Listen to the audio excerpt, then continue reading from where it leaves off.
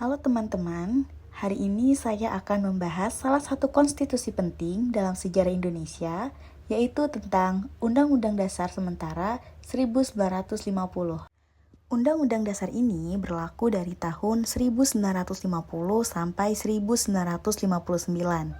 Yuk kita bahas bagaimana latar belakang, isi, dan dampak Undang-Undang Dasar Sementara 1950 dalam perjalanan bangsa kita.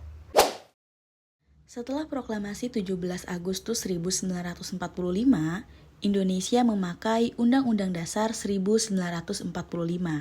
Tapi, perjuangan belum selesai karena Belanda belum mengakui kemerdekaan Indonesia sepenuhnya. Kemudian, melalui konferensi meja bundar tahun 1949, disepakati bentuk negara Republik Indonesia Serikat. Namun, rakyat tidak puas dengan bentuk federal karena dianggap memecah belah bangsa. Akhirnya, pada 17 Agustus 1950, Indonesia kembali menjadi Negara Kesatuan Republik Indonesia atau NKRI. Untuk itu, dibentuklah Undang-Undang Dasar Sementara 1950 sebagai dasar hukum baru. Undang-Undang Dasar Sementara 1950 dibuat dengan tujuan sementara menunggu terbentuknya konstitusi tetap oleh konstituante. Tujuannya adalah untuk menjembatani masa transisi dari bentuk negara federal menuju negara kesatuan. Jadi, Undang-Undang Dasar Sementara 1950 adalah hasil kompromi politik agar pemerintahan bisa segera berjalan stabil setelah masa Republik Indonesia Serikat. Ciri-ciri Undang-Undang Dasar Sementara 1950 sampai 1959. Yang pertama adalah bentuk negara adalah Negara Kesatuan Republik Indonesia dan bentuk pemerintahannya adalah republik.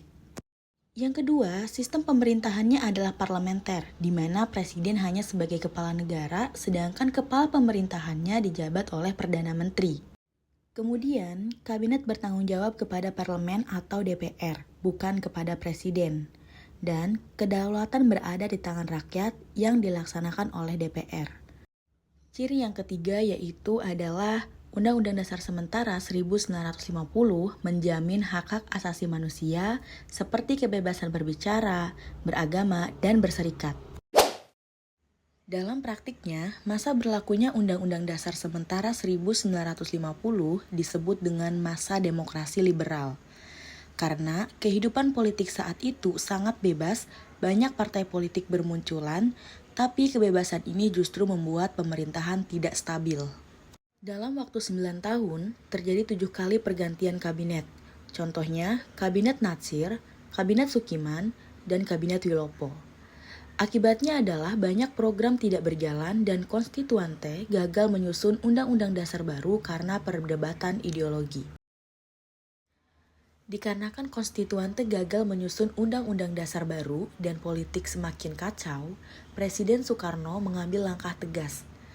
Pada tanggal 5 Juli 1959, Soekarno mengeluarkan dekret presiden yang isinya yang pertama adalah membubarkan konstituante, yang kedua, menetapkan kembali berlakunya Undang-Undang Dasar 1945, dan yang ketiga, tidak berlakunya lagi Undang-Undang Dasar Sementara 1950. Sejak saat itu, Indonesia kembali memakai Undang-Undang Dasar 1945 sebagai dasar negara. Dari perjalanan Undang-Undang Dasar Sementara 1950, kita belajar bahwa demokrasi harus diimbangi dengan stabilitas politik dan tanggung jawab partai politik.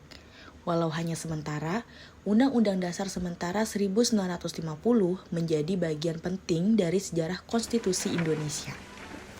Saudara-saudara, setelah tadi piagam persetujuan dibacakan, marilah sekarang saya membacakan mukaddimah daripada konstitusi kita sebelum konstitusi sementara itu kita tandatangani.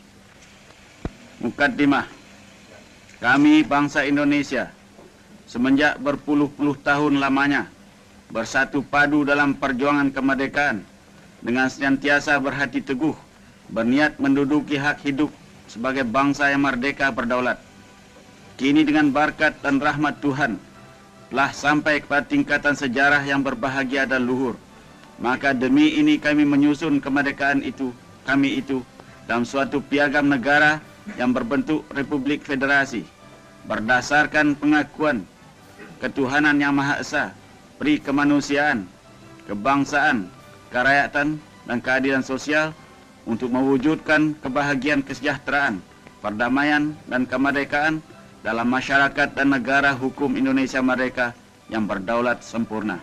Kronologi pembubaran RIS dan kembali kepada Negara Kesatuan Republik Indonesia itu diawali ketika pemerintah RIS pada bulan Maret tahun 50 mengeluarkan satu undang-undang darurat tentang proses perubahan susunan kenegaraan RIS. Kok perubahan susunan kenegaraan RIS? Iya, karena ada satu keinginan dari masyarakat untuk kembali kepada Negara Kesatuan Republik Indonesia.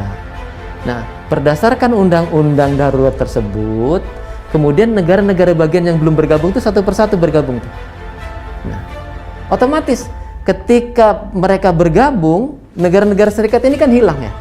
Nah, negara serikat ini hilang, diperkuat lagi ketika ada mosi integral natsir yang menyebabkan parlemen pun menyetujui konteks seperti ini, sehingga mereka tinggal dua negara bagian yang belum bergabung, yaitu negara Indonesia Timur dan negara Sumatera Timur. Nah, baru kemudian di bulan Mei itu ada satu upaya untuk membuat satu rancangan undang-undang dasar. Kenapa tidak kembali saja ke Undang-Undang Dasar 45?